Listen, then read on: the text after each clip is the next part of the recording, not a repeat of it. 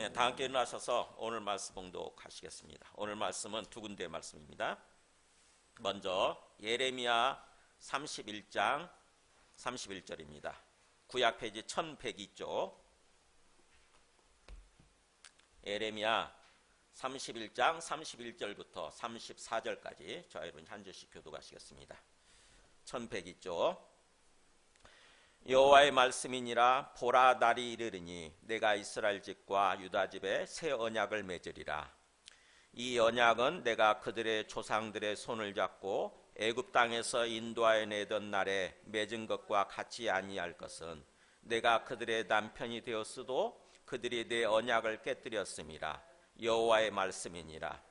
그러나 그날 후에 내가 이스라엘 집과 맺을 언약은 이러하니 곧 내가 나의 법을 그들의 속에 두며 그들의 마음에 기록하여 나는 그들의 하나님이 되고 그들은 내 백성이 될 것이라. 여호와의 말씀이니라. 그들이 다시는 각기 이웃과 형제를 가리켜 이르기를 너는 여호와를 알라 하지 아니하리니 이는 작은 자로부터 큰 자까지 다 나를 알기 때문이라. 내가 그들의 악행을 사하고 다시는 그 죄를 기억하지 아니하리라. 여호와의 말씀이니라.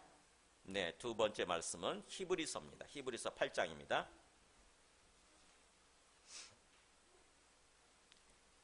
신약 페이지 360쪽 히브리서 8장 6절부터 13절까지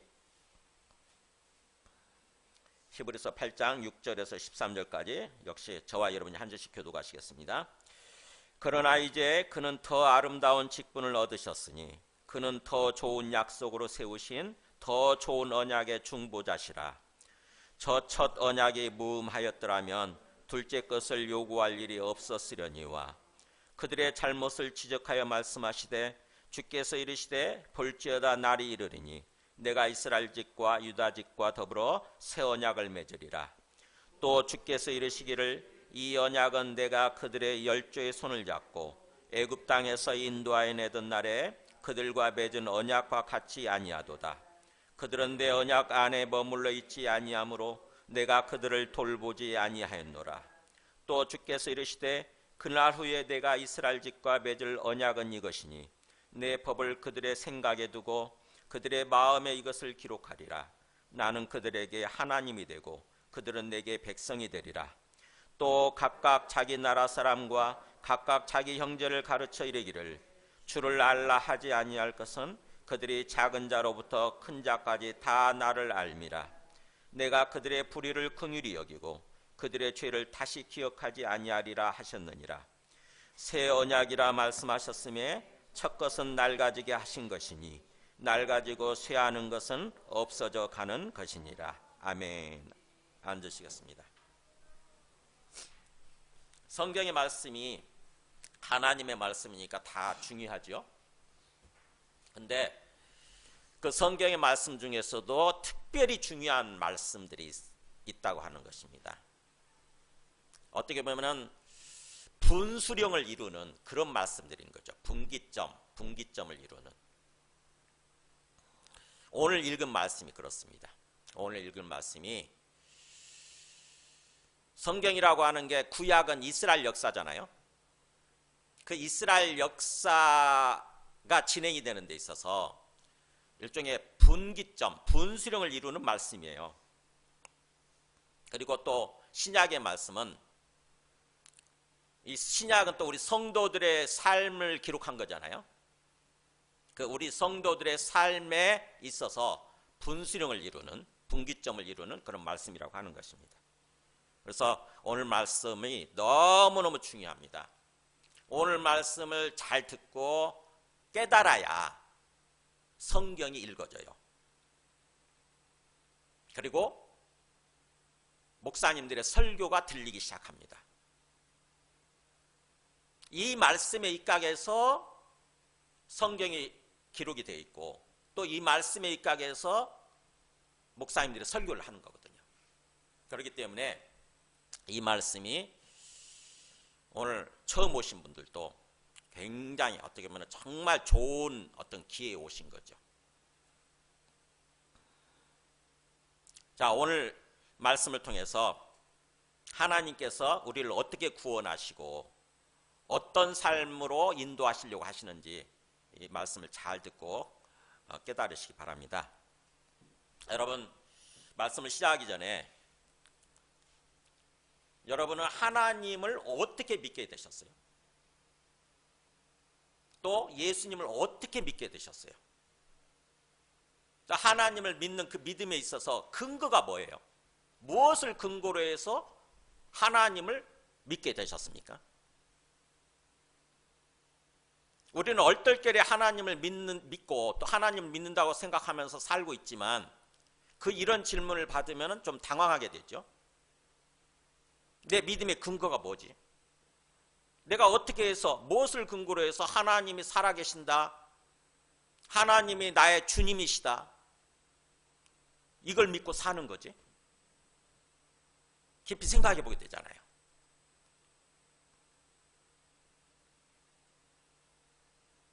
오늘 말씀을 통해서 그걸 깨달아야 돼요. 또 내가 예수님을, 우리 모두는 예수님을 믿는 사람들 아닙니까? 근데 어떤 근거로, 무엇을 계기로 예수님을 믿게 되셨어요? 이렇게 질문하면 여러분은 뭐라고 답하시겠어요? 우리가 예수님을 믿는다고 하는 것은 예수님을 이 땅에 오신 하나님의 아들로, 그래서 하나님으로, 또 나의 주님으로 믿는 거거든요. 나의 주와 그리스도로 믿는 거죠. 그게 참 어렵잖아요. 머리로는 그냥 그런가 보다 해요. 근데 진짜 가슴으로 내 온 인격으로 이걸 그렇게 받아들여서 그렇게 믿고 그런 삶을 산다고 하는 것은 쉬운 일이 아니에요. 생각해 보세요. 예수님이 죽기 전에 몇 살이었습니까? 33살 청년이었어요. 여러분 나이입니다. 근데 그 사람, 우리와 똑같이 생긴 그 청년을 하나님의 아들로 믿는다? 그래서 우리의 주님으로, 우리를 구원하기 위해서 오신 그리스도로, 메시아로 믿는다? 이게 쉬운 일이냐고요. 세상 사람들이 볼 때는 웃기는 일이에요, 그게. 근데 우리가 말씀을 통해서 근거가 분명해지면 진짜로 그렇게 믿게 되는 거죠. 그 근거가 뭐냐는 거예요, 그 근거가. 이것저것 생각하지 않고 믿게 된 사람들은 어떻게 보면 참으로 하나님으로부터 은혜를 받은 사람들인 거고, 그 은혜를 받고 믿고 그 믿음에 합당한 삶을 살다가 어느 순간에 의심에 빠집니다. 회의감에 빠져요. 모든 사람들은 그렇게 되게 돼 있어요. 의심하는 그런 상황이 오는 거죠. 도대체 예수님을 믿는다고? 예수님이 하나님의 아들이라고? 예수님이 나의 주님이셔서 지금도 살아계신다고? 내 삶을 인도해 가신다고? 그게 다 모든 것이 의심이 되고 회의감이 드는 그런 상황에 빠져요. 주님은 그렇게 인도하십니다. 우리의 믿음을 다지기 위해서, 우리의 믿음을 탄탄한 믿음으로, 든든한 믿음으로 이렇게 다지기 위해서 신앙생활을 하다 보면 그런 상황에 반드시 봉착하는 거예요. 저도 그랬습니다. 저 예수님을 믿고 1년 만에 선교단체에 들어가서 선교단체에서 신앙생활을 하는데 어느 순간에 그런 의심이 되더라고. 도대체 예수님을 믿는다는 게, 그런 분을 믿는다는 게 말이 안 되는 거예요, 이게. 그래서 제가 굉장히 마음이 힘들더라고요. 잘 믿고 신앙생활 잘 하다가 그렇게 의심하니까 굉장히 힘들더라고. 신앙생활 하기도 싫고 성경 읽기도 싫고. 그래서 제가 우리 리더한테 제가 상담을 했어요. 리더님, 제가 이런 상황인데 어떻게 하면 좋을까요? 그랬더니 그분이 권하는 게 다 그렇대요. 다 그런 상황을 다 맞이한대. 그러면서 그때 요한복음을 찬찬히 한번 읽어보래요. 요한복음을 찬찬히 읽으면서 묵상해보래요. 그래서 그때 요한복음을 잡고 읽었어요. 찬찬히 읽으면서 묵상하는 가운데 내가 질문하는 것들이 거기에 다 있더라고. 내가 의심하는 것들이 요한복음에 다 나와 있고 거기에 대해서 예수님께서 직접 답변을 해주셨더라고요. 말씀으로 해주시고 어떤 기적을 일으키는 걸로 해주시고, 그래서 그렇게 되니까 이게 진짜구나, 예수님이 이 땅에 오신 하나님의 아들이신 게 진짜구나, 나의 주가 되시고 나의 그리스도가 되신 게 진짜구나라고 이렇게 믿어지게 되더라고. 진짜 믿음이 이런 거죠. 진짜 믿음이. 우리 모두가 영적으로 이렇게 성장하는 가운데 우리의 믿음이 정말 탄탄해지도록, 그래서 견고하게 성장하도록 그런 어떤 의심되는 상황, 그런 상황을 주님께서 허락하신다고 하는 것입니다. 그래서 그 상황에 맞게 오늘 말씀을 통해서 다시 한번 하나님을 어떻게 믿게 되는 건가, 그리고 또 예수님을 무엇에 근거해서 어떤 분을 믿게 되는 건가, 이것을 깨달으시기 바랍니다. 이스라엘 사람들은 지난 시간에 제가 말씀을 드렸죠. 지난 시간에 이어서 오늘 두 번째 말씀입니다. 언약에 입각한. 그래서 오늘 설교 제목은 이제 우리는 새 언약 백성입니다. 새 언약 백성입니다. 지난 시간에 우리는 하나님의 언약 백성입니다 그랬죠. 우리는 하나님의 언약 백성입니다. 즉 하나님과 언약을 맺은 하나님 나라의 백성이라고 하는 거죠. 근데 오늘은 좀 더 거기서 나아가서 새 언약 백성이라고 하는 것입니다. 하나님과 새 언약을 맺은 하나님의 백성이에요. 하나님 나라의 백성이에요. 우리가 백성이라고 한다면 누가 통치하는 거죠? 누가 왕이죠? 하나님이 왕이 되셔서 우리 삶을 통치하시고 인도해 가시는 것이고, 우리는 거기에 순종해서 하나님의 백성으로서 살아가는 거죠. 자, 구약의 이스라엘 사람들은 어떤 계기로, 무엇을 계기로 해서 하나님을 진정으로 믿게 됐습니까?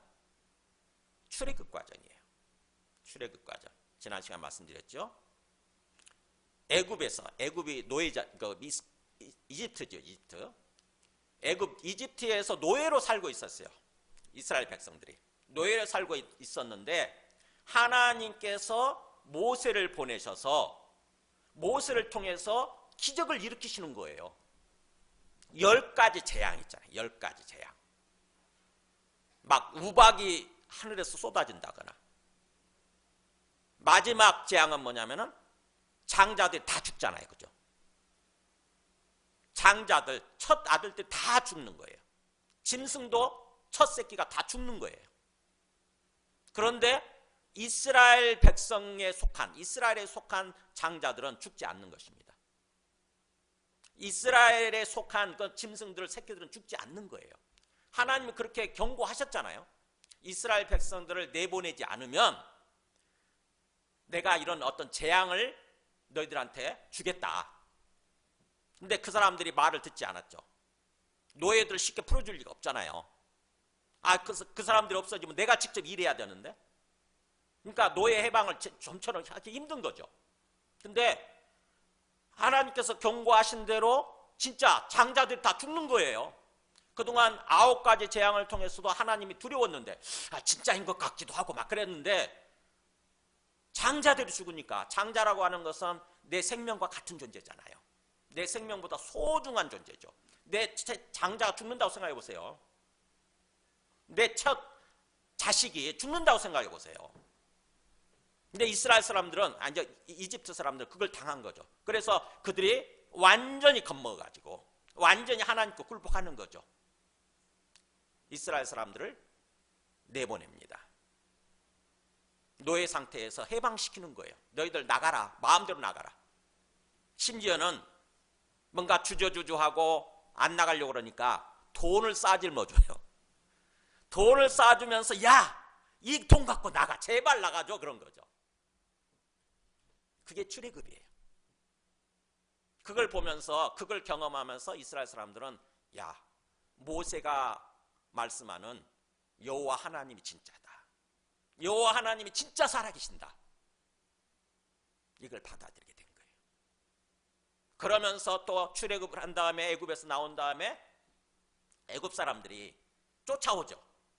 우리가 괜히 쏘가가지고 이 사람들 내보냈나 보다. 그래가지고 다시 잡아들이기 위해서 군대가 쫓아와요. 그런데 어떤 상황이 이르냐? 홍해를 건너는 상황 있잖아요. 홍해에 이른 거죠. 홍해. 바다에 이른 거예요. 거기서 이스라엘 사람들은 바다가 갈라져 가지고 이스라엘 사람들은 다 건넙니다. 무사히 건너요. 한 명도 빠져 죽지 않고. 그런데 애국 군대가 이스라엘 사람들을 잡아들이기 위해서 바닷가에 쫓아 들어왔는데 그때 바다가 합쳐져 버리는 거예요. 바닷물이 합쳐지는 거예요. 그래가지고 거기에 다 수장됩니다. 이스라엘 군대가 다 죽어요. 그래서 그 바다를 건넌 이스라엘 사람들이 그 바다에 빠져 둥둥 떠 있는 그 이집트의 군인들을 보면서, 군대들을 보면서 진짜 하나님을 향해서 그야말로 찬송하는 거예요. 하나님, 진짜 하나님이 살아계시고 하나님이 우리를 구원해 주셨군요. 그렇게 하나님을 경험하는 거예요. 진짜로. 그러고서 그 사람들은 하나님을 믿게 됩니다. 진짜로. 그냥 머리로 아는 정도가 아니고 하나님을 인격적으로 믿게 되는 거예요. 전인격적으로. 나는 평생 하나님을 믿고 그 믿음대로 하나님 말씀대로 살겠습니다 라고 마음속에 다짐을 하는 거죠. 그러면서 그들은 하나님과 언약을 맺습니다. 하나님과 일종의 계약을 하는 거예요. 하나님이 먼저 계약 제안을 하죠. 계약서를 먼저 하나님이 이스라엘 사람들한테 내밀어요. 너희가 나를 여호와 하나님만을 섬기기로 하겠느냐? 여호와 하나님만을 하나님으로 섬기겠느냐? 그러면 내가 너희들의 진짜 하나님이 되어서 너희를 지켜주고 보호해주고 너희를 인도해 줄게. 이렇게 그 계약서를 이스라엘 사람들한테 내밀었더니 이스라엘 사람들이 그렇게 하겠습니다라고 받아들이는 거예요. 우리는 하나님을 경험했으니까, 하나님을 알게 됐으니까, 그리고 하나님으로 말미암아 우리가 애굽에서 구원을 받았으니까 당연히 하나님의 그 언약 제안을 받아들이고 우리가 하나님과 언약을 맺고 우리는 앞으로 계속 여호와 하나님을 하나님으로 섬기면서 하나님으로 경배하면서 우리는 하나님의 백성으로 살겠습니다. 이렇게 받아들이는 거예요. 그게 언약입니다. 그게 우리가 읽는 이 구약이에요. 구약이란 말이 옛 언약이란 뜻이에요. 옛 언약. 처음 언약이지. 처음 언약. 그래서 그 언약의 입각에서 이스라엘 사람들이 살 거 아닙니까? 그잖아요. 이제 계약 맺은 대로 그 언약 입각에서 이스라엘 사람들의 그 삶을 기록하고 있는 것이 우리가 읽는 이 구약이에요. 그래서 구약을 읽으면서 그 언약의 입각에서 이 사람들이 진짜 언약대로 삶을 살고 있는지 아니면 언약을 어기고 잘못된 삶을 살고 있는지 구약을 읽으면서 거기다 초점 맞춰 읽으면 구약 말씀이 다 읽어집니다. 특별히 역사서 읽을 때 열왕기나 역대기나 역사서가 나오잖아요. 역사서 보면 왕들의 이야기가 나오잖아요. 이스라엘 백성의 최고 지도자라고 할 수 있는 그 왕이 정말 언약을 지키고 사느냐 이것을 기록하고 있는 게 역사서예요. 열왕기예요.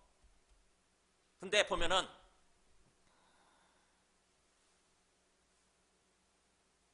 다윗이나 어떤 솔로몬의 초창기까지 보면은 언약대로 정말 삶을 살지요. 그래서 하나님께서 또 복을 주시고 그 언약의 내용대로 복을 주시고 그렇게 삶을 사는데 나중에 보면은 솔로몬이 언약을 어깁니다. 정치적인 어떤 그런 욕심 때문에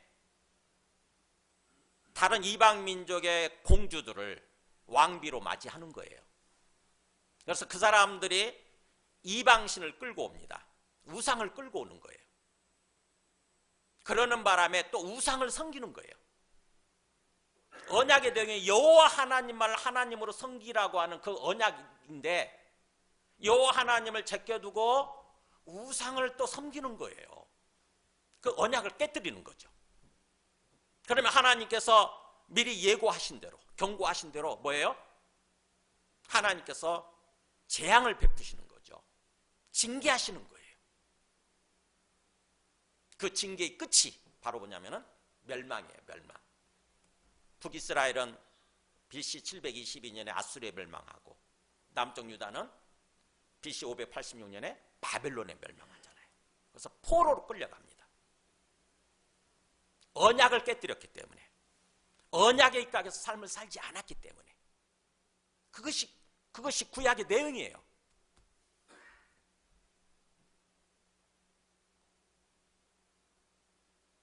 우리가 레위기 26장을 보면 레위기 26장에 우리 출애굽기에서 언약을 맺잖아요. 출애굽기 19장에서 24장 거기에 이렇게 언약의 내용이 나오고 언약을 맺지 않습니까? 그러고 나서 레위기가 나오는데 레위기가 그 언약의 구체적인 내용이에요. 사실은요. 레위기는 우리가 잘 안 읽죠. 그죠? 어려워서. 레위기 막 제사가 막 나오고 뭐 이런 것들이 막 굉장히 복잡한 것들이 막 나오다 보니까 우리가 레위기를 읽기가 참 힘든데 성경 통독하다가도 레위기에서 대부분 멈추는데 레위기를 언약의 내용이라고 이렇게 생각하면은 우리가 좀 더 주목하게 되는 거죠. 그 레위기 마지막 끝에 26장에서 이렇게 얘기합니다. 너희는 자기를 위하여 우상을 만들지 말지니, 그 계약 내용, 언약 내용을 다시 한번 얘기하죠. 너희는 자기를 위하여 우상을 끌어오면 안 된다는 거죠. 여호와 하나님만을 섬겨야 된다는 거예요. 우상을 섬기지 마라. 뭐 조각한 거, 그리고 또 우상 차원에서 세운 어떤 기둥, 주상이죠. 기둥. 그것을 세우지 말며 너희 땅에 조각한 석상, 돌로 만든 석상을 세우고 그것에게 경배하지 말라. 그러니까 경배가 이게 섬기는 거잖아요. 우상 섬기는 거거든요. 그냥 우리가 미술 작품 차원에서 만드는 건 그건 괜찮아요. 그것 같지도 만들지 말라는 얘기는 아니에요. 그 만들어 놓고 거기다가 내 영혼을 팔고 내 마음을 거기다 빼앗기고 완전히 그것을 신처럼 섬기면서 살아가는 거, 그게 우상 숭배거든요. 경배하는 거죠. 그런 것들에 경배하지 마라. 우상에 경배하지 마라. 나는 너희의 하나님 여호와입니다. 바로 이거죠. 내가 너희의 진정한 하나님 여호와다. 그러니까 나만을 섬기라는 거죠. 나만을. 이게 언약 내용이에요. 그리고 너희 그 연장선상에서 너희는 내 안식일을 지키며 내 성소를 경외하라. 뭐예요? 여호와 하나님만을 섬기는 차원에서 하나님이 우리에게 주신 그 시간이죠. 시간. 그 시간의 주권이 하나님이라고 하는 것을 하나님 앞에 공표하는 게 안식을 섬기는 거예요. 즉 오늘날로 얘기하면 주일 섬기는 거예요. 주일 성수하는 거예요. 우리에게 주어진 시간 있잖아요. 일주일 중에서 하루를 주님 앞에 드리는 거 아닙니까? 그잖아요. 주님 앞에 나와서 이 시간이, 내 인생의 시간이 내 것인 줄 알았더니 사실은 주님의 것이네요. 그러면서 주님 앞에 공포하고 선포하는 게 이게 주일 성수예요. 주님을 믿지 않는, 하나님을 믿지 않는 사람들은 뭐예요? 이 시간에 편안히 자고 있잖아요. 우리도 그러고 싶었잖아요. 근데 여호와 하나님을 믿다 보니까, 여호와 하나님을 주님으로 믿으니까 우리에게 주어진 이 시간, 인생의 시간이, 주인이 바로 하나님이시라고 하는 것을 선포하러 나온 거예요. 이렇게 주님 앞에 고백하면서. 주님은 그렇게 얘기하시는 거죠. 십계명 중에서 네 번째 계명이잖아요. 너희는 내 안식일을 지켜라. 주일을 성수해라. 그리고 내 성소, 하나님이 계시는 성소를 경외하라. 경외하면서 섬겨라. 왜? 내가 바로 너희를 구원한 여호와 하나님이기 때문이라는 거예요. 계속 반복하죠. 이렇게 반복해서 계속 되새김질해 주죠. 그러면서 3절에 이렇게 했어요. 너희가 내 규례를 걷고 계명을 준행하면,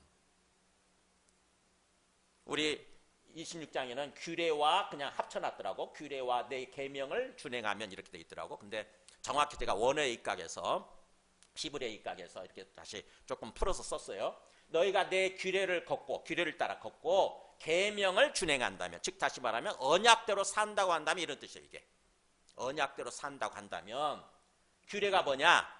후카 그래가지고 하나님이 정하신 길이에요. 언약의 내용, 하나님이 정하신 그 길을 따라서 걷는 거예요. 세상 사람들의 길을 걷는 것이 아니라 하나님이 정하신 길, 그 언약의 내용대로.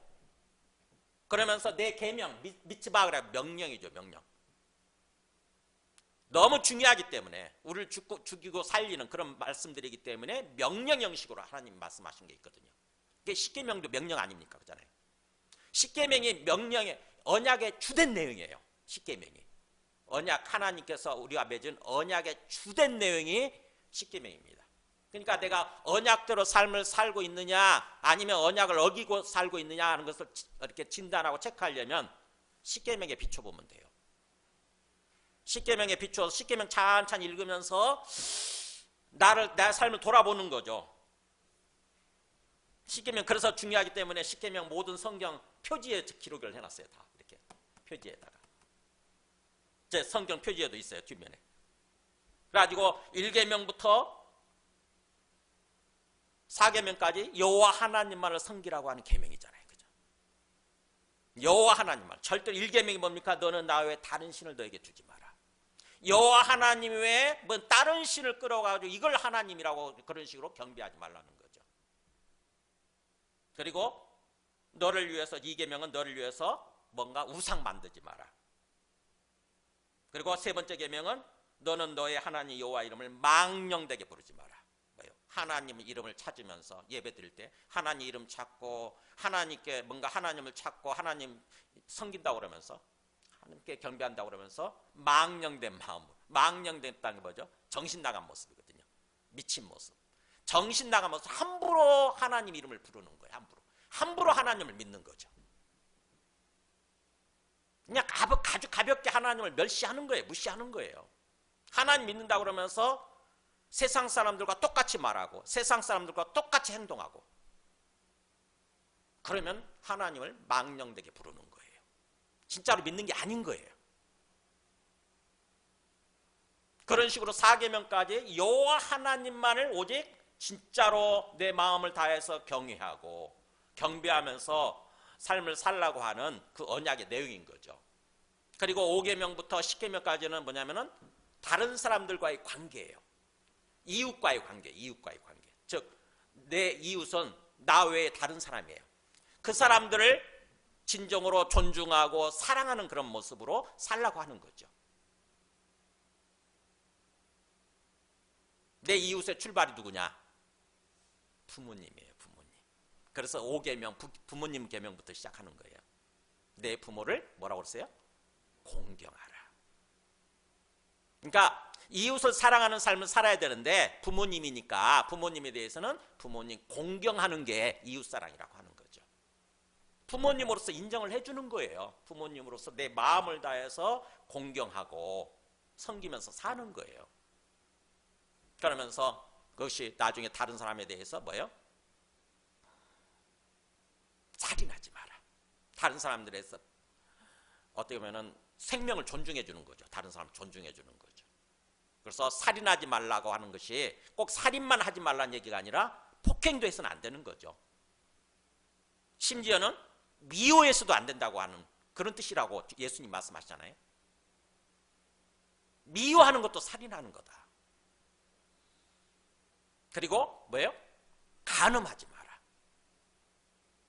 내 여인이 아닌, 내 배우자가 아닌 다른 배우자에 대해서 음란한 생각을 가지면 그게 간음하는 거라고 그렇게 얘기를 하잖아요.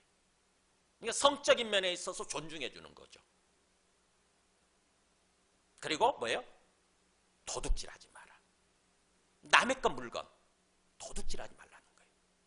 그러면서 또 거짓말하지 마라. 그리고 또 마지막 10계명이 탐내지 마라. 탐심이 우상숭배의 시작이다 이렇게 얘기하잖아요. 탐심, 우상숭배이란 말 나오죠? 탐심이 우상숭배의 시작이다. 그러니까 뭐예요? 내 안에 내 것이 아닌데 탐하는 마음을 품게 되면 그 다음부터 뭐예요? 하나님을 경외하는 것이 아니라 다른 신을 경배하면서 다른 신을 섬기면서 살아가는 그런 모습의 그런 삶의 시작이라고 하는 거죠. 그러니까 언약을 깨뜨리는 거예요. 그렇게 되면. 그렇게 언약을 깨뜨리면 어떤 일이 벌어지느냐? 이게 그 다음에 보여줄래요? 내게 26장 14절 16절 보면 보세요. 그러나 너희가 내게 청종하지 아니하여 이 모든 명령을 준행하지 아니하며 내 규례를 멸시하며 마음에 내 법도를 싫어하여 내 모든 계명을 준행하지 아니하며 그다음 뭐라고 됐습니까? 여기가 내 언약을 배반할진대. 나와 실컷 언약을 맺어놓고 도장까지 꽝꽝 찍었다고. 그렇게 언약을 맺어놓고 내 언약을 만약 깨뜨린다고 한다면, 내 언약을 배반한다고 한다면 그럼 어떻게 되는 거냐? 그럼 그때도 하나님은 가만히 계시는 거냐? 그렇지 않다는 것입니다.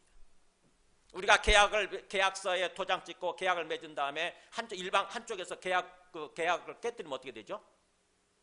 그 계약서 내용이 우리 안에 이루어지지 않잖아요.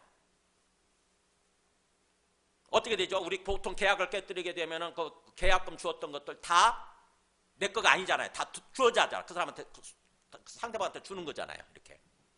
그러는 것처럼 하나님께서 뭐라고 미리 예고를 해놨냐면은 너희가 그렇게 언약을 깨뜨린다고 한다면 내가 이같이 너희에게 행하리니 곧 내가 너희에게 놀라운 재앙을 내려서 이렇게 나와요.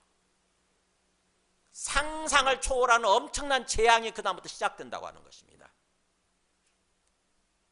그래가지고 그 재앙의 단계가 쫙 나오더라고. 그냥 한 번에 딱 재앙하고 끝나는 것이 아니라 처음에는 뭐 폐병과 열병으로 눈이 어두워지고 생명이 쇠약하게 되고 그 다음에 우리가 파종한 것들 이렇게 씨앗 뿌린 것들이 다 대적이 다른 사람이 다 먹게 되고 차지하게 되고 막 이런 일이 나올 거라고 하고 그래도 또 말을 안 들으면 두 번째 재앙이 26장 가서 한번 보세요. 내기 26장 가서 보면은 18절 19절 보면은 26장 19절 보면 7배나 재앙을 더하리라 그러면서 너희 교만을 꺾고 하늘을 철과 같이 해서 또 땅을 녹과 같이 하리니. 그러니까 하늘을 철과 같이 한다고 해서 하늘에서 비가 내리지 않는 거예요.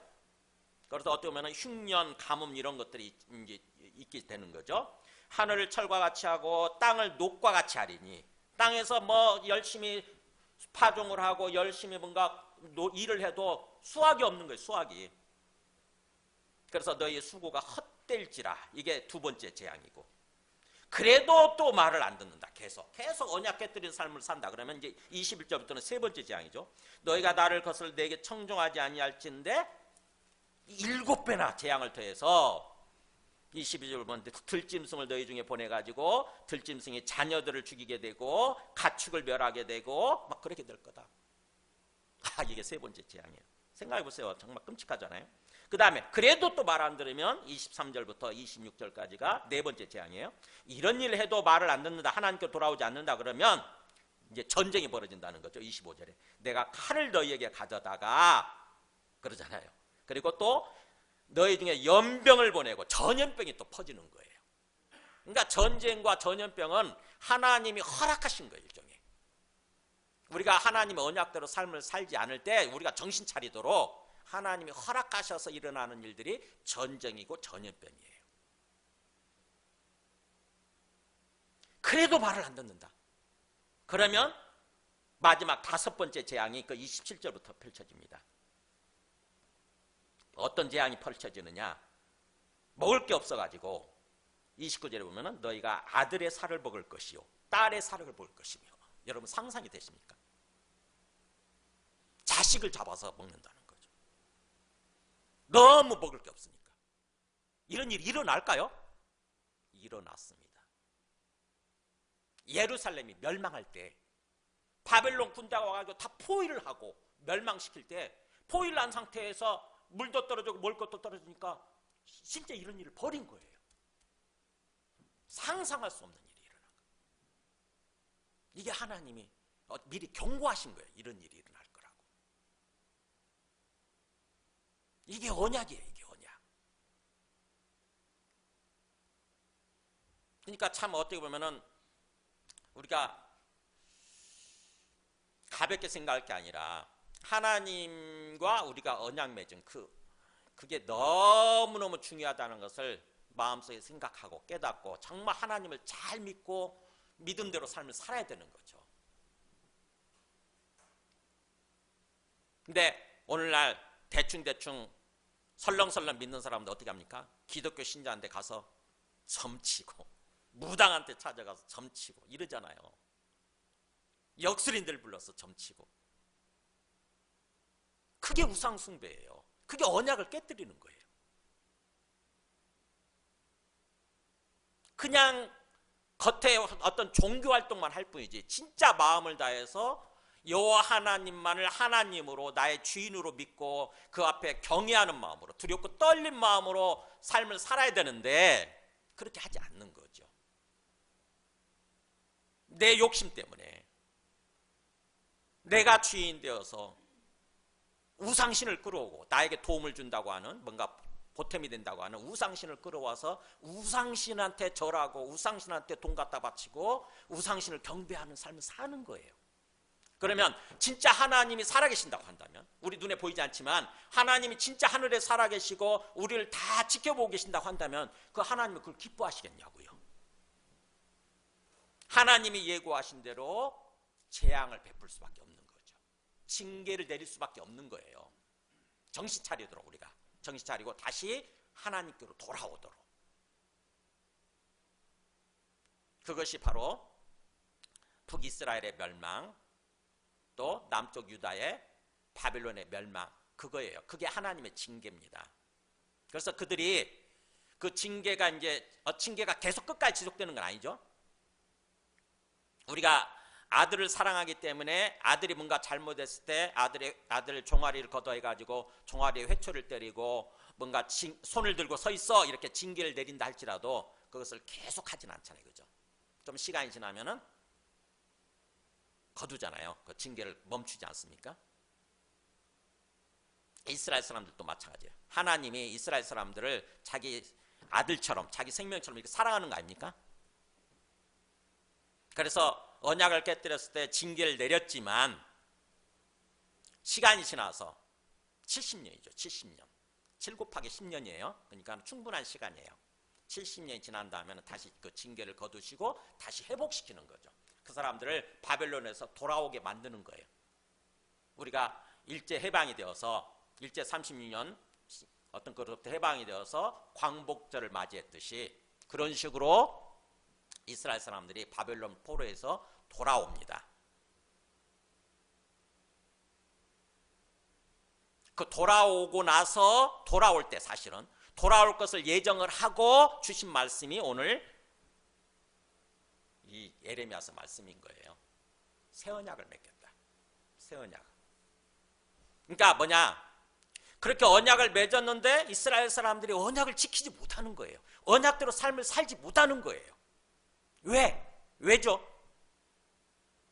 언약을 지키면서 삶을 살면 언약대로 삶을 살면 하나님께서 정말 복을 주시겠노라고 정말 우리가 행복한 삶을 살도록 그렇게 해주시겠노라고 하나님이 약속하셨는데 그래서 그렇게 복을 누리면서 삶을 살 수 있었는데 언약을 깨뜨리는 바람에 복 대신에 재앙을 맞이해서 불행한 삶을 살지 않습니까?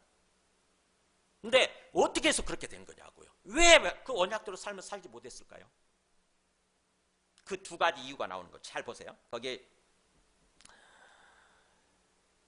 33절에 보면은 예레미야서 30장 33절 보면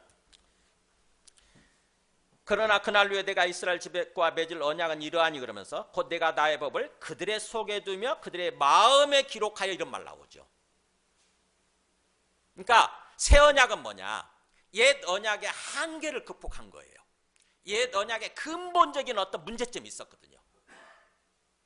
하나님만을 경배해야 된다고 하는 것은 알겠는데 문제는 그게 되지 않는 거예요. 잘 어떤 상황에 입각해서 갑자기 뭐예요? 바알신이 더 필요한 거야. 이스라엘 사람들이 유목민이었다가 가축들을 데리고 다니면서 키우는 유목민이었다가 이제 이스라엘 땅에 가나안 땅에 정착하면서 농민으로 바뀌잖아요. 그죠? 농민으로 바뀌는 거예요. 그러니까 가축을 길러도 이제 집에다 가두고 기르는 거죠. 그리고 또 농사를 지어야 되잖아요. 그래야 먹고 살잖아요. 그 농사를 짓는 데 있어서 피가 필요한데 근데 거기 이스라엘 땅 보면은 비가 좀 정말 비가 내리지 않는 그런 땅입니다. 특별히 밑에 광야 땅 같은 경우는요, 한 1년에 뭐 10mm, 20mm 정도도 안 돼요. 그거 가지고 어떻게 농사를 짓냐고요. 그러다 보니까 뭔가 하나님 갖고는 안 되겠고, 여호와 하나님 갖고는 안 되겠고, 다른 신이 필요한 거예요. 혹시 내한테 비를 내려줄 수 있는 그런 신이 없나? 보니까는 그 가나안 땅 원주민들이 바알신을 섬기고 있네. 그 바알신이 비를 내려준다는 거예요. 그래서 이스라엘 사람들이 바알신을 또 섬기기 시작하는 거예요. 농사 때문에, 먹고 사는 문제 때문에. 그러다 보니까 뭐예요? 하나님과 맺은 언약을 깨뜨리는 거죠. 어떤 경우에도 여호와 하나님만을 하나님으로 섬기기로 언약을 맺었었는데, 어떤 삶을 살아가면서 실제 현실에서 보니까 바알신이 필요한 거예요. 바알신. 그래서 바알신을 섬기기 시작하는 것입니다. 또 바알신의 짝꿍이 되는, 배우자가 되는 아세라신, 이를 또 섬기는 거예요. 바알신과 아세라신이 만나야 비가 내린다는 거죠. 우리들도 그렇잖아요. 우리들도 하나님을 믿고 예수님을 믿는다고 하는 게 하나님만을 하나님으로 믿고 섬기면서 살겠습니다라고 이렇게 약속을 한 거고, 또 예수님만을 나의 주님으로 그리스도로 믿고 살겠습니다라고 약속을 한 건데, 우리가 실제 현실의 삶을 살아갈 때 보면은 다른 것들이 더 중요한 것 같잖아요. 그죠? 돈이 필요하잖아. 돈. 그래서 돈을 채워준다고 그러면은 그 돈을 채워줄 수 있는 사람을 우리가 섬길 수밖에 없는 거죠. 그게 신이에요. 그게 신. 돈 때문에. 그래서 재물신이라고 하지 않습니까? 재물신. 주일날 우리가 안식일 준수하듯이, 안식일 준수 연장상에서 주일을 성수해야 되는데, 보니까 주일을 성수하게 되면 내가 일을 못하는 거야. 주일날. 그러면 돈을 적게 벌어. 그래서 어떻게 해요? 주일날 가서 일을 하는 것입니다. 안식을 어기는 거예요. 그러다 보면은 그냥 돈은 당분간 조금 이렇게 더 벌지는 모르지만 사실은 우리 삶이 깨뜨려지는 거죠. 언약을 깨뜨리게 되는 것입니다. 제가 논현동, 서울 논현 사거리에 제 어릴 친구가 한 명 있어요. 지금도 그 장사를 하는지 모르겠는데, 삼성 매장입니다. 삼성 옷 매장이에요. 삼성 브랜드 옷 매장. 그러니까 좀 비싸죠. 그게 7층까지 건물이 있는데 가보니까 5층부터 쓰던가 그렇더라고요. 4층부터 쓰던가. 그러니까 굉장히 넓은 층을 차지하고 옷을 팔고 있더라고. 매점장이에요, 그게. 그 친구가 결혼할 때 제가 사회를 봐줬는데, 그래서 그런지 자기가 식사 한번 대접하겠다고 그래가지고 오라고 그래서 제가 갔는데, 그 친구가 얘기를 하는 거예요. 그 친구도 이제 신앙생활 시작한 지 얼마 안 된 그런 친구인데, 자기가 이상하다는 거예요. 자기는 신앙이 약해서 주일날 문을 연답니다. 주일날 문을 닫으면은 매출이 엄청 떨어진대요. 그래서 주일날 문을 연대요. 그리고 옷을 판대요. 근데 그 앞에 있는 이랜드 매장이 있어요. 그 앞에 길 건너서 이랜드 매장이 있는데, 저기는 작고 또 옷도 얼마나 쌉니까? 그때 당시 특히 막 뭐 10,000원, 20,000원 하잖아요. 근데 그 사람들은 또 주일날 절대 문을 안 연대. 그러니까 굉장히 매출이 떨어질 거 아닙니까? 그런데 자기가 한 달 뒤에 또 1년 뒤에 전체를 계산해서 보면은, 그 사람들하고 비교해 보면은 이해가 안 된다는 거예요. 자기가 떨어진다는 것입니다. 이랜드 매장이 더 앞선대요. 매출이 더 높고 수익도 더 높고 그렇대. 그게 자기는 도저히 이해가 안 된다는 거야. 어떻게 그럴 수 있냐는 거예요. 그래서 제가 얘기를 해줬어요. 안식일 지키는 거, 우리가 주일 성수하는 거, 하나님이 약속하셨지 않느냐. 하나님의 언약대로 살면 하나님이 복 주시겠다고. 그래서 그 사람들은 그냥 그렇게 믿고 사는 거다. 그렇게 얘기를 해줬어요. 그러니까 우리가 어떻게 보면은 참 정말 그렇게 여호와 하나님만을 믿고 또 예수님만을 믿고 그렇게 삶을 살기로 약속을 했는데 현실 삶에 부딪히면 그게 쉽지가 않은 거죠. 정말 쉽지가 않습니다. 우리 한번 삶을 돌아보세요. 어떤 상황에서는 계속 타협을 해요.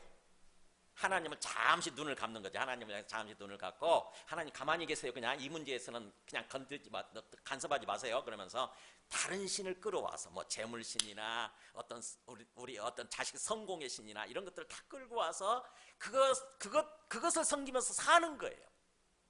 그게 언약을 깨뜨리는 삶이에요. 근데 왜 그렇게 되느냐? 뭐죠? 하나님의 말씀이 바깥에 기록이 되어 있기 때문에 그래요. 처음 언약을 맺을 때 하나님이 말씀을 하나님의 그 법, 하나님의 말씀을 어디다 기록해서 줬죠? 돌판에 기록해서 줬어요. 돌판에. 그러니까 돌판에 기록이 되어 있으니까 그거 안 보면 우리가 까먹는 거죠. 삶을 살면서 하나님의 말씀을 까먹는 거예요. 하나님의 법들을 까먹는 거예요. 그래서 뭐예요? 그 다음부터는 내 눈에 보이는 것을 쫓아서 살 수밖에 없는 거죠. 그게 옛 언약의 한계예요. 그냥 언약을 이루어가는 어떤 그 방법에 있어서 한계죠.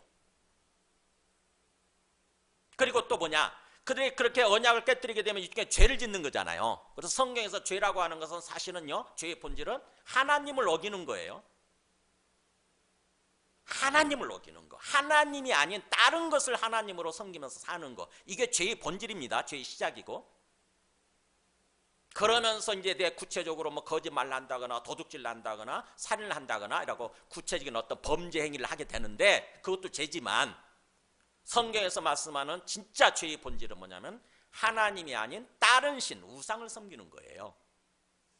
그래서 그렇게 죄를 짓게 되면 어떻게 됩니까? 우리가 하나님과 관계가 끊어져 버리니까 그 죄를 다시 하나님께로 돌아오기 위해서 하나님이 우리 죄를 용서하고 다시 우리를 받아주시기 위해서는 어떻게 됩니까? 제사를 드려야 되는 거예요. 짐승을 잡아서 제사를 드리는 거죠. 그래서 내가 죄를 지을 때마다 내가 죽어야 되는데 내 생명이 하나뿐이니까 내가 죽을 수는 없고 뭐예요? 애꿎은 짐승을 잡아서 죽여서 그 피를 하나님께 드리는 거죠. 피는 생명의 상징이에요. 아이고 제가 이렇게 죄를 지었습니다. 제 죄를 용서해 주시고 저를 다시 받아주세요. 저를 다시 하나님의 백성으로 다시 받아주세요. 이렇게 하는 거죠. 그게 옛 언약의 한계예요. 생각해 보세요. 우리가 엄청나게 죄를 짓게 되는데 심지어는 하루에도 몇 번씩 죄를 짓게 되는데 그 죄를 지을 때마다 죄를 범할 때마다 짐승을 잡는다고 생각해 보세요. 얼마나 거추장스럽고 얼마나 힘들겠냐고요. 실컷 제사 드렸고 오는데 오다가 내가 짜증이 나고 화가 나가지고 뭔가 다른 사람을 폭력을 한다거나 다른 사람을 죽인다고 생각해 보세요. 그러면 또 가서 짐승을 잡아가 또 가서 제사를 드려야 돼. 그걸 평생 동안 한다고 생각해 보세요. 얼마나 힘들겠냐고요. 그래서 그 모든 것들을 보완한 그것을 개선한 새 언약을 주님께서 구상하시는 것입니다. 새 언약을 약속하신 거예요. 이게 예레미야서 이 31장 말씀 보세요. 보면은 여호와의 말씀이야 보라 날이 이르리니 내가 이스라엘 집과 유다 집에 새 언약을 맺으리라. 새 언약. 이제 옛 언약 갖고는 안 되겠다. 옛 언약 방식으로는 안 되겠다. 완전히 새로운 완전히 그 방식 언약을 이루는 그 방식을 완전히 개선한 완전히 갱신한 새 언약을 내가 맺을 거다 너희들과. 그러면서 32절 그랬죠. 이 언약, 이 새 언약은 내가 그들의 조상들의 손을 잡고 애굽 땅에서 인도하여 내던 날에 맺은 것. 이게 뭐죠? 이게 옛 언약이잖아요. 그 처음 언약이잖아요. 그것과 같지 아니할 것은 내가 심지어 그들의 남편이 되었어도 그들과 결혼한 관계에 남편이 되었어도 그들이 내 언약을 깨뜨렸습니다. 그러니까 하나님이 깊이 생각하시는 거죠. 심지어 내가 저들과 결혼하고 내가 저들의 남편이 되어서 그들을 돌보면서 살려고 했는데도 불구하고 그들은 언약을 깨뜨린 거예요. 남편을 배신한 거죠. 남편을 쫓아내버린 거예요. 그러니까 심각한 거죠. 그래서 이것 갖고는 안 되겠다. 근본적으로. 뭐라고 하냐면 33절에 그렇죠. 그러나 그날 후에 내가 이스라엘 집과 맺을 언약, 새 언약은 이러하니 곧 내가 나의 법을 어디다 기록한다고요? 아예 이제 돌판이 아닌 그들의 속에 기록하겠다. 마음에 기록하겠다. 마음에 아예 돌판에 기록한 것이 아니라 마음속에 하나님의 말씀을 기록해버리겠다는 거죠. 그러니까 뭐예요? 내가 말씀을 이제 까먹어서 못 지키고 그런 게 안 되는 거예요. 말씀이 계속 내 마음속에 있어서 생각나니까. 그래서 그렇게 내 법을 그들의 속에 두며 그들의 마음을 기뻐하여 나는 그들의 하나님이 되고, 그래서 그들은 내 백성이 될 것이다. 진정으로 하나님과 백성의 관계로 삶을 살게 될 거라고 하는 거죠. 나는 그들의 하나님이 되고 저들은 나의 백성이 되어서 그런 하나님 나라의 삶을 살게 할 거다. 그러면서 또 하나 34절에 그들이 다시는 각기 이웃과 형제를 가리켜 이르기를 너는 여호와를 알라 하지 아니하리니 이는 작은 자로부터 큰 자까지 다 나를 알기 때문이라. 말씀이 마음속에 기록이 돼 있는 거예요. 그러다 보니까 막 하나님을 알아야 돼, 하나님을 믿어야 되라고 막 강요하고 억지를 부리고 그럴 필요가 없다는 겁니다. 왜냐하면 내 마음속에 기록된 그 하나님의 말씀이 하나님을 계속 알게 해주는 거예요. 그러면서 또 뭐라고 그러냐면 내가 그들의 악행을 사하고 다시는 그 죄를 기억하지 아니하리라. 이게 두 번째 갱신된 내용이에요. 옛 언약은 계속 죄를 지을 때마다 제사를 드려야 했는데 뭐냐면은 새 언약의 방식은 내가 그들의 악행을 근본적으로 사하고 악한 행동했던 것, 범죄했던 거죠. 범죄했던 것들을 용서하고 다시는 그 죄를 기억하지 않아. 아예 죄를 내가 기억하지 않을게. 완전히 내 기억 속에서 죄를 지워버릴게 이거예요. 즉 다시 말하면 너희는 의인이야. 의인으로서 출발해. 중간에 또 죄를 지으면요. 그때는 그냥 자백만 하면 돼. 죄를 자백만 하면 돼. 다시 제사를 드릴 필요가 없고 죄를 입으로 아이고 하나님 제가 죄송합니다. 잘못했습니다. 또 죄를 지었네요. 그렇게 자백만 하면 하나님이 용서해 주신다는 거죠. 용서해 주시고 그냥 아무 일 없었던 것처럼 하나님과 관계를 다시 회복시켜 주시겠다는 거예요. 이게 새 언약 방식이에요. 엄청난 거죠 이게. 그러니까 새 언약의 가장 핵심적인 내용은 그거예요. 하나는 아예 우리 마음속에다 기록하겠다. 두 번째는 너희는 완전히 의인으로서 출발하는 거다. 의인으로서 근본적으로. 이 두 가지 내용이에요. 그래서 이 첫 번째 언약의 한계를 우리가 알아야 돼요. 왜 이스라엘 사람들이 그렇게 언약을 깨뜨리고 죄를 범하고 그래서 결국에는 멸망당하고 하나님의 징계를 받고 그런 삶을 살 수밖에 없었는가? 근본적인 것을 깨달아야 됩니다. 우리 속에 그게 있거든요. 계속. 그래서 사도 바울은 그 근본적인 한계, 옛 언약의 한계를 어떻게 깨닫고 얘기를 하냐면 로마서 8장 3절에 보세요. 이잖아요. 보세요. 보세요. 잘 보세요. 율법이 육신으로 말미암아, 제가 가로를 일부러 쳐놨어요. 왜냐하면 이게 뒤로 연결이 되기 때문에 율법이 연약하여 할 수 없는 그것을 이렇게 나와요. 율법이라는 게 하나님의 언약 내용이라고 그랬어요. 하나님의 언약 내용이 연약해졌어요. 무기력해진 것입니다. 그래서 할 수 없었어요. 그 언약대로 살 수가 없었던 거죠. 그걸 하나님이 이제 보완하시는데, 완전히 갱신하시는데, 근데 율법이 뭐 때문에 연약해졌느냐? 육신으로 말미암아 연약해졌다는 거죠. 육신이란 말이 이 사도 바울이 쓰는 아주 중요한 표현이에요. 육신이 뭐냐? 사르크스, 타락한 본성이에요. 타락한 본성, 우리 속에 타락한 본성.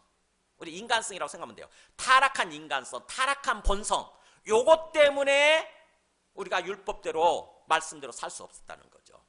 그러면 그 육신의 문제를 해결해야 될 거 아닙니까? 새 언약을 맺으면서 육신의 문제를 해결한 새 언약을 맺을 거 아닙니까? 그래서 하나님은 어떻게 하셨느냐? 곧 죄로 말미암아 자기 아들을 죄 있는 육신의 모양으로 보내어 육신의 죄를 져가서 이렇게 나오는 거예요. 그러니까 뭐예요? 자기 아들을 통해서 해결하시는 거예요. 아들을, 하나님의 아들, 하나님이신데 육신을 가진 모양으로 보냈다는 것입니다. 즉 우리의 인간과 똑같은 모습으로, 타락한 본성을 가진 모습으로 보내신 거예요. 그래가지고는 육신의 죄를 정하사, 즉 죄를 심판하시는 거예요. 심판해 버리시는 것입니다. 더 이상 육신을 따라 살지 않도록. 그래서 그 다음부터 육신을 따르지 않고 그 영을 따라 행하는 우리에게 육신을 심판하시면서 뭘 보내주시느냐? 성령을 보내주시는 거예요. 우리 마음속에. 성령. 하나님의 영이죠. 하나님의 영 또는 그래서 하나님이에요. 또 다른 하나님. 그래서 성부, 성자, 성령이 다 하나님이에요. 성부 여호와 하나님 아버지도 하나님이시고, 성자 예수님도 하나님이시고, 성령 하나님의 영도 하나님이시고. 근데 그분들이 다 여호와 하나님으로서 한 분이라고 하는 의미에서 삼위일체가 되는 거예요. 삼위일체. 일체자가 체자가 몸체자 쓰지만 근본 체자입니다. 근본으로 읽어야 돼요. 근본체. 근본이 똑같다. 여호와 하나님이란 뜻입니다. 그래서 그 또 다른 하나님이신 성령을 보내주셔서 이제부터는 육신을 따라가지 않고 성령을 따라 행하는 우리에게 율법의 요구가 이루어지게 하려 하십니다. 성령을 따라 행하면 언약대로 삶을 산다는 것입니다. 언약대로 율법을 지키면서 말씀을 지키면서. 이게 새 언약이에요. 그러니까 육신의 문제를 해결하신 거죠. 그래서 새 언약의 특징은 뭐예요? 마음속에 하나님의 법이 기록되는 건데, 뭘 통해, 뭐 어떻게 마음속에 하나님 법을 기록하는 거냐? 사실은 성령을 의미하는 거예요. 성령. 그래서 에스겔서는, 에스겔 선지자도 똑같이 이거를 얘기하는데, 에스겔 선지서 36장에 보면은 이 새 언약을 이렇게 얘기하죠. 보세요. 또 새 영을 너희 속에 두고, 새로운 영이죠. 새로운 영을 너희 속에 두고 새 마음을 너에게 주되, 너의 육신에서 굳은 마음을 제거하고 부드러운 마음을 줄 것이며. 하나님 말씀에 저항하고 나 말씀대로 살기 싫어 그러면서 막 딱딱한 마음이죠. 돌 같은 마음이에요. 원래 원뜻은 돌 같은 마음을 딱 제거해버리고 말랑말랑한 부드러운 마음을 주님께서 주실 거라는 것입니다. 뭘 통해서요? 성령을 통해서. 우리 안에 성령이 부어지게 되면 우리 마음에 은혜로운 마음이 되고, 막 말씀에 순종하고 싶은 마음이 들고, 하나님을 제대로 믿고 살아가고 싶은 마음이 들게 되는 거예요. 이렇게 하나님께서 그렇게 역사하시는 거예요. 성령을 통해서. 놀라운 일이죠. 그러니까 새 언약의 그 방식을 완전히 바꾼 거예요. 완전히 새 언약을 이루는 방식. 그래서 옛 언약과 새 언약에 있어서 언약의 내용은 바뀌지 않은 거예요. 여호와 하나님만을 경배하겠다라고 하는 그 언약의 내용은 바뀌지 않고, 중심 내용은 바뀌지 않고, 언약을 이루는 방식이 바뀐 거죠. 언약을 실천하는 방식이 바뀐 거예요. 그게 새 언약입니다. 내 안에 성령을 부어주셔서 우리 마음에 부드러운 마음을 갖게 하고 새 마음을 갖게 한다고 하는 거죠. 그래서 내 영을 너희 속에 두, 나오잖아요. 내 영, 성령을 너희 속에 두어서 너희로 내 일례를 행하게 하리니, 그잖아요. 자연스럽게 말씀대로 행하게 되는 거예요. 자연스럽게 성령을 받게 되면. 그래서 너희가 내 규례를 지켜 행할지라. 규례가 아까 킴 그래가지고 하나님의 길이라고 그랬죠. 하나님의 언약의 길. 그래서 내가 너희 조상들에게 준 땅에서 너희가 이제 거주하면서 내 백성이 되고 나는 너희 하나님이 되리라. 이게 나오잖아요. 하나님과 하나님의 백성의 관계가 이루어질 거라고 하는 거죠. 이게 하나님 나라예요. 이게 하나님 나라. 하나님 나라의 삶. 이게 새 언약이에요. 좀 놀랍죠? 그러니까 근본적으로 새 언약은 근본적으로 바뀌는 거예요. 그러면서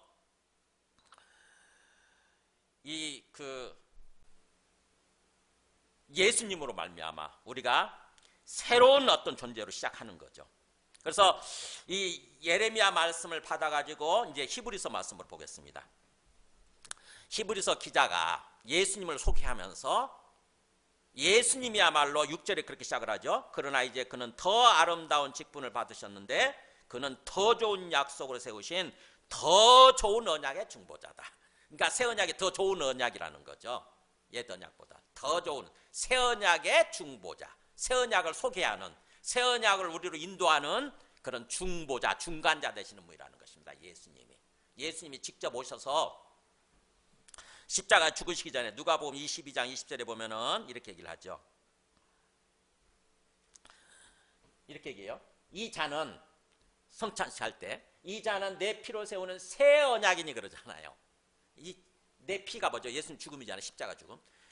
내 죽음을 통해서 세우는 새로운 언약이다. 즉 뭐예요? 십자가에서 죽으신 예수님을 받아들이는 거죠. 우리가 예수님이 내 죄 때문에 나를 구원하시기 위해서, 나를 살리기 위해서 나를 대신해서 죽으시는군요. 그래서 그분을 구원자로 이렇게 받아들이는 것입니다. 십자가에서 죽으신 예수님은 나의 구원자이십니다. 나의 그리스도이십니다. 그래서 나는 주님을 주님으로 믿고 살겠습니다라고 이렇게 받아들이는 거예요. 예수님이 그렇게 말씀하시는 거죠. 내 피로 세우는 새 언약이다. 새 언약. 너희를 위해서 내가 이 쏟아붓는 거다. 그리고 사도행전 2장 38절 보면 그래서 또 성령을 받고 그렇게 해서 이제 성령이 오죠. 예수님 믿으면 다 성령 받잖아요.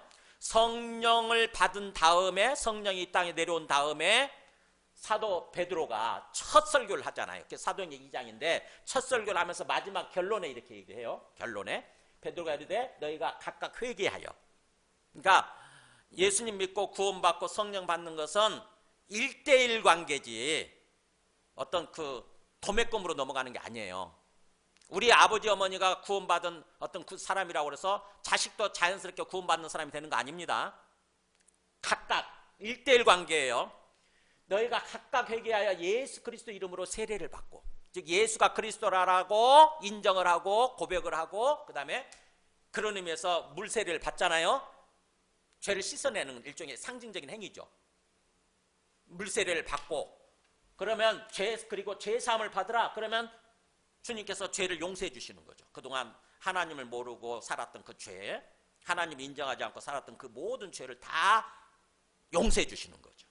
이제부터는 너는 의인이야 이러는 거죠. 이제부터는 너는 죄인이 아니라 의인이야. 의인. 죄가 없는 의인이야. 정상적인 사람이야. 그러면 그 표시로 뭐예요? 그리하면 성령의 선물을 받으라 이거잖아요. 말씀하신 대로 약속하신 대로 이렇게. 그러면 모든 사람의 진짜 예수님을 믿는 사람 그 심령 속에 성령을 부어주시는 거예요. 하나님의 영이 임하는 것입니다.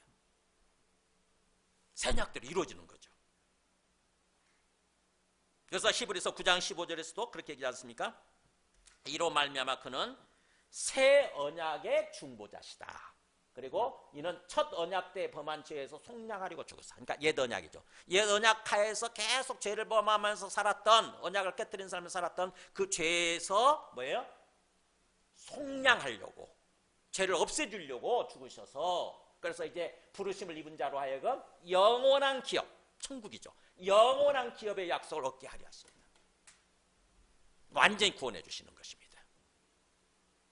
이게 예수님의 이야기예요. 예수님의 의미예요. 예수님의 의미. 예수님이 어떤 분이냐? 새 언약대로 오신 분인 거죠. 새 언약을 이루기 위해서 오신 분인 거예요. 그분이 하나님의 아들이신데 왜 우리와 똑같은 인간의 모습으로 오셨느냐? 우리 죄 때문에 죽으시기 위해서. 인간이 아니면 안 죽잖아요. 하나님인 상태에서는 어떻게 죽습니까? 못 죽잖아요. 그래서 죽으시기 위해서, 우리 죄를 대신해서 죽으시기 위해서 인간의 모습을 띠고 오셔서, 그러니까 우리 예수님을 믿게 되면 우리 죄를 다 용서해 주시고 우리를 의인 삼아 주시고 그러면서 성령을 보내주시는 거죠.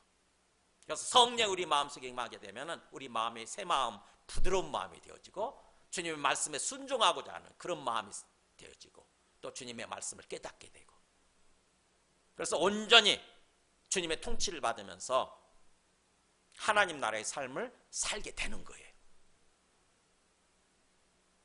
이것이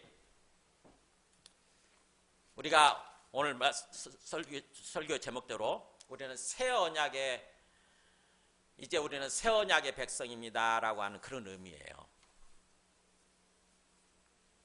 조금 깨달을 수 있을지 모르겠어요. 한 번 들어가지고 어떻게 깨닫겠습니까? 여러분 반복해서 계속 들으셔야 돼요. 이 말씀을 반복해서 묵상하고 반복해서 읽고 반복해서 계속 마음속에 깨달아야 비로소 진짜구나. 진짜 예수님이 이 땅에 오신 하나님의 아들이시고 나의 죄를 위해서 죽으신 분이시고, 그래서 내 죄가 완전히 용서받고 나는 이제 의인이고, 그리고 또 내 안에 성령을 보내주셔서 성령께서 나를 지켜주시며 나를 도와주시고 내 삶을 인도해 가고 계시는구나 라고 믿게 되는 거예요. 그 다음부터는 우리 삶의 초점을 어디다 맞추겠습니까? 이제 성령의 인도하심을 따라서 삶을 살려고 하게 되는 거예요. 진짜 예수님을 제대로 믿고 성령을 받은 사람들은요, 이 땅의 삶을 살아가면서, 현실적인 삶을 살아가면서 항상 성령의 인도하심을 따라서 예민하게 깨어서 성령을 따라서 삶을 살려고 하게 된다고 하는 것입니다. 그래서 사도 바울이 갈라디아서 5장 16절에서 그렇게 얘기하는 거예요. 너희는, 내가 이르노니 너희는 뭘 따라 행하라? 성령을 따라 행하라. 성령을. 우리 신앙생활은요, 우리 새 언약의 백성, 우리는요 성령을 따라서 신앙생활을 하는 거예요. 항상 성령을 따라서. 근데 성령이 보이지 않는 영이니까 보이지 않고 만질 수도 있는 것도 아니고 그러다 보니까 참 이게 애매한데 성령 그냥 경험하는 거예요. 경험하는 거예요. 내 마음속에 어떤 좋은 생각이 들었다. 성경 말씀을 읽고 싶은 생각이 든다. 그 성경 말씀을 읽으면서 마음이 기쁘다. 그게 누가 역사하는 거냐면 우리 속에 성령이 역사하는 거예요. 또 내가 뭔가 다른 사람을 사랑하고 싶고 뭔가 다른 사람한테 뭔가 베풀고 싶다. 누가 역사하는 거냐면 내 마음속에 성령이 역사하는 거예요. 우리는 이기적인 존재이기 때문에 부패하고 타락한 상태에서는 절대로 다른 사람을 사랑하고 싶은 생각이 안 들고 다른 사람한테 내가 가진 것을 베풀고 싶은 생각이 안 들어요. 근데 하나님의 영 성령이 역사하면 이상하게 다른 사람을 사랑하고 싶고 다른 사람한테 베풀고 싶고 베풀면서 더 기뻐. 이상하게 내 것을 주는데 기뻐. 그게 성령이 역사하는 거예요. 성령을 따라서 삶을 사는 거예요.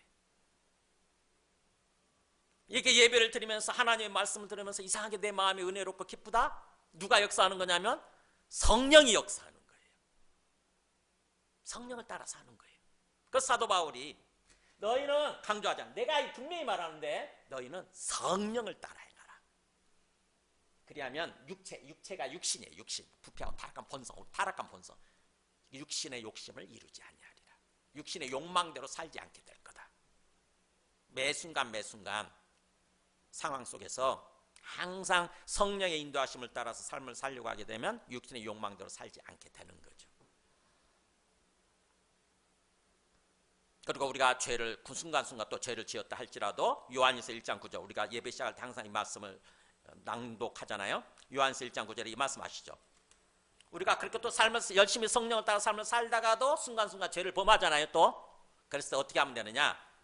만약 우리가 우리 죄를 자백하면 솔직하게 인정하는 것입니다. 주님, 아이고 제가 또 연약해가지고 순간순간 뭔가 또 속아가지고 내 욕심 때문에 또 주님을 저버리고 그냥 내 욕심대로 살았습니다.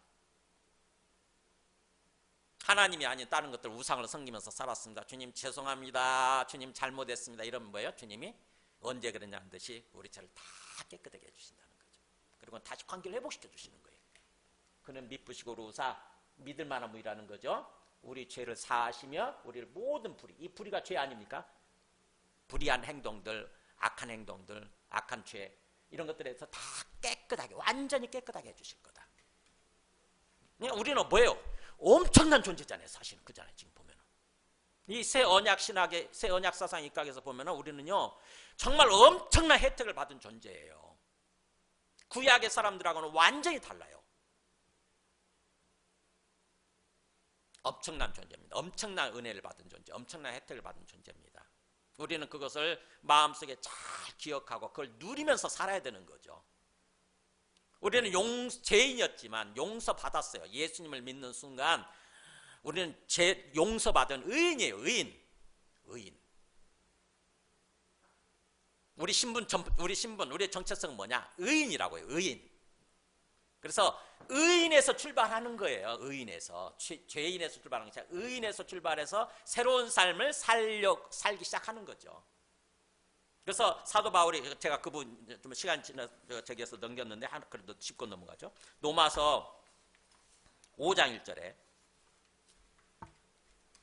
우리 다 같이 한번 읽어볼까요? 그러므로 우리가 믿음으로 의롭다 하심을 받았으니 우리 주 예수 그리스도로 말미암아 하나님과 화평을 누리자. 여기에 성경 다 요약되어 있네. 이 한마디에 보세요.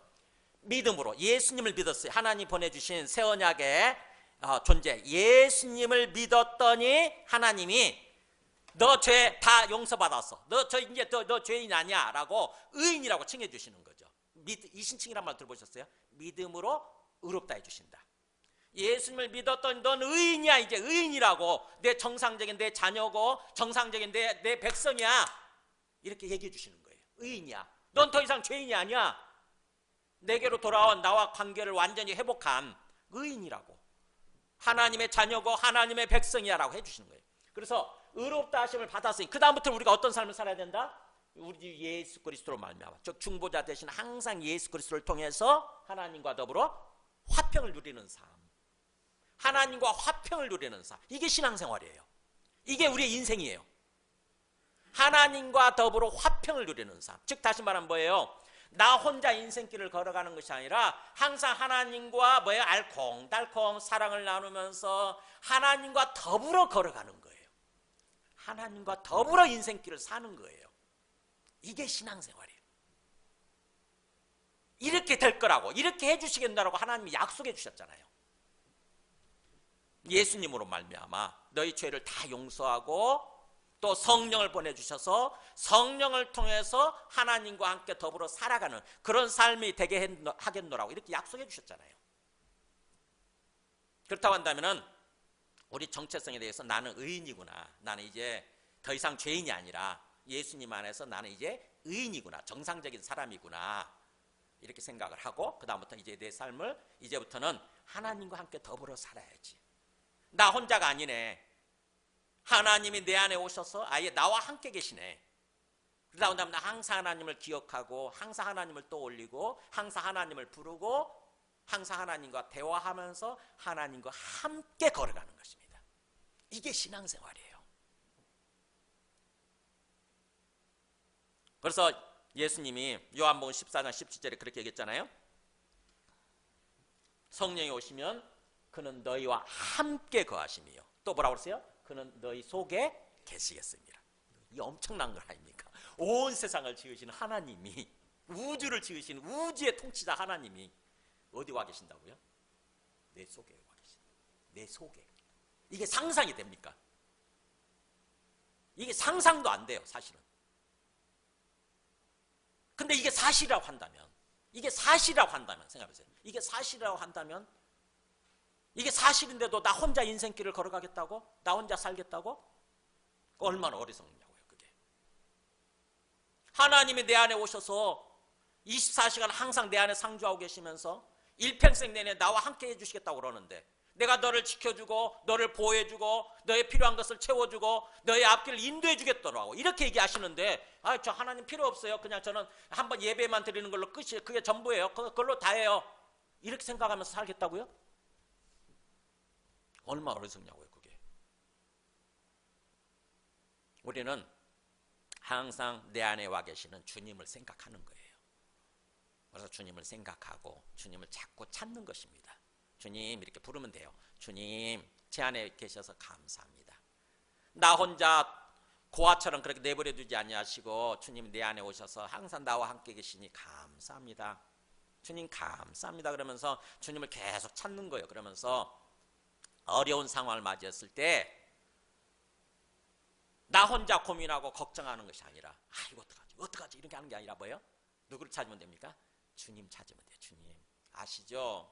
지금 어떤 상황인지 주님 아시죠? 제가 뭘 고민하고 있는지 주님 아시죠? 주님 도와주세요. 주님 도와주세요. 이렇게 기도하는 거예요. 이게 신앙생활입니다. 이게 성경 전체예요. 오늘 말씀이 성경 전체. 우리 함께 찬송하고 기도하겠습니다.